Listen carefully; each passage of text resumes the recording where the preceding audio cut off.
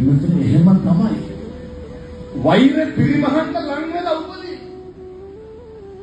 පලිගන්න ඕන හින්දා ළඟටමයි එන්නේ. අර කියනෝනේ ළඟ ඉන්න එකාගෙන් පරිස්සම් වෙන්න ඕන කියලා. හතුරු ලං වෙලා ඉන්න වෙනදුනේ. ඒ කොහෙද තිබ්බ හතුරු ගන්න?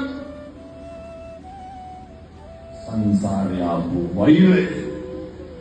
එනිසා මේ අම්මලා තාත්තලා සත්පුරුෂ පින්නතුන් හෙටින්දා සත්පුරුෂ විදියට සත්පතා පස්සා කරන එකදු අකුසලයක්වත් කරන්න එපා. බල්ලෙකුට බූසෙකුටවත් ගහන්න එපා. කුසලස්ස උපසම්පදා කුසල් පමණක් වැඩි දියුණු කරන්න. මගේ ප්‍රමුඛම යෝජනාව ඔය අම්මා තාත්තා දූ දරුවොත් එක්ක හරි හොඳට ඉන්න. හරි ආදරෙන් ඉන්න.